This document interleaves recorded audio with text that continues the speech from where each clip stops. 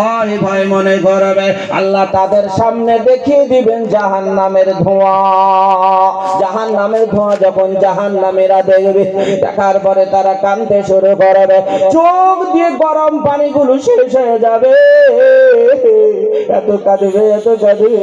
আল্লাহ বলবেন তুমি দুনিয়াতে যা করেছ সব তুমি নিজে দেখে নাও।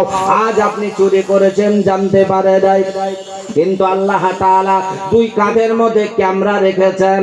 যে ক্যামেরা যে মোবাইলে তৈরি হলো, কোরআন রিসার্চ করে তৈরি হলো, এই ক্যামেরাম্যান দুইজন আমাদের দুই কাঁধের মধ্যে রয়েছেন।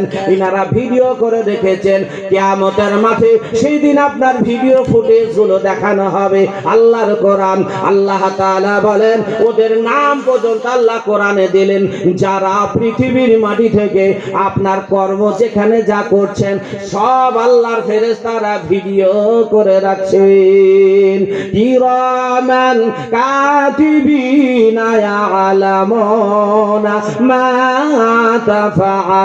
তাফআলুন। আল্লাহ তাআলা বলেন ওই দুইজন ফেরেশতা আমি তোমাদের কাছে রেখেছি, পালিয়ে যেতে পারবে না, তাদের ক্যামেরা থেকে কখনো লুকাতে পারবে না। কিয়ামতের দিন বেঈমানেরা সেই দিন বলবে আল্লাহ সামনে জাহান্নামের ধোঁয়া। আল্লাহ বলবেন হ্যাঁ ওটা জাহান্নামের ধোঁয়া, আল্লাহ আমরা এটা করিনি, আল্লাহ আমরা এটা করিনি। আল্লাহ সামনে ভিডিও দিয়ে বলবেন এবার দেখে নাও। তারা যখন সামনে দিকে তাকাবে চোখ দিয়ে পানি ঝরে ঝরে তাদের পানি তৃষ্ণা লেগে যাবে। আল্লাহকে বলবে আল্লাহ একটু পানি দাও, আল্লাহ একটু পানি দাও। আল্লাহ তাআলা এমন পানি দেবেন যে পানিটা হবে পুজ রক্ত মিশ্রিত পানি, এত দুর্গন্ধ এত দুর্গন্ধ। সেই দুর্গন্ধ পানি জাহান্নামীদেরকে দেওয়া হবে, ওই অস্বীকারীদেরকে দেওয়া হবে। তারা বলবে আল্লাহ এই পানি পান করতে পারি না।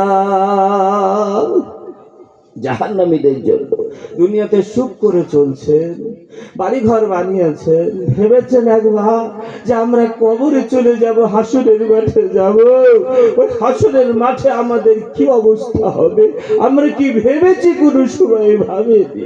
আল্লাহ তাআলা কওয়ায় ব্যক্তিরা বলবে আল্লাহ খাবার দাও খাবার দাও, লাইসা লাহুম তাআমুন ইল্লা মিন যারি লা ইসমিনু ওয়া লা ইগনি মিন জু। আল্লাহ তাআলা জানিয়ে দিলেন জাহান্নামীদেরকে এমন খাদ্য দেওয়া হবে যে খাদ্যর মধ্যে তাদের খিদা নিবারণ হবে না, এমন পানি দেওয়া হবে যে পানি তৃষ্ণা মিটবে না। আল্লাহ বলেন তাদেরকে এমন খাবার দেব যে খাবার খেয়ে তাদের মোটা তাজাও তারা হবে না। এটা কাদের জন্য? অস্বীকারীদের জন্য, যারা আল্লাহকে অস্বীকার করে।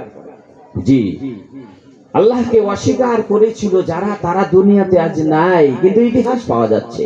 যেমন ফেরাউন চলে গেছে, এটা ইতিহাস পাওয়া যাচ্ছে। যেমন নমরুদ চলে গেছে, এটা ইতিহাসে পাওয়া যাচ্ছে। আমাদের ভারতবর্ষে যিনি আছেন ইনি একদিন চলে যাবেন, কিন্তু ইতিহাসের পাতায় নামটা এসে যাবে। আব্বা জানেরাও সূরা লালেরা, তাই জাহান্নাম থেকে বাঁচার জন্য আপনাদেরকে আমি সাবধান বাণী দিলাম। দুনিয়াতে বাড়ি করবেন, গাড়ি করবেন, টাকা সম্পদ সব আপনার ঠিক আছে, কিন্তু আল্লাহকে ছেড়ে নয়, আল্লাহর নবীর তরিকার বাইরে নয়। এই জন্য আপনাদেরকে বলি, আপনাদেরকে একটু জানা নেই? অবশ্যই জানা আছে। দিনের কারণে, ধর্মের কারণে, ইসলামের কারণে নবীজি তিনি মক্কা ছেড়ে মদিনায় গেছিলেন। কিসের কারণে? ও সোনার লালেরা, মাথার মুকুটেরা, এই দিনের কারণে, ধর্মের কারণে। নবীজি যখন তিনি কালেমার দাওয়াত দেননি তখন খুব ভালো গো নবী, খুব ভালো। নবীজি যখন দাওয়াত দিলেন তখন মানুষেরা কি বললো, একে রাখা যাবে না, একে তাড়িয়ে দিতে হবে, মার্ডার করে দিতে হবে। ওগো সোনা, আপনাদের মাদ্রাসা তৈরি, আপনারা নিজেরা তৈরি করেছেন।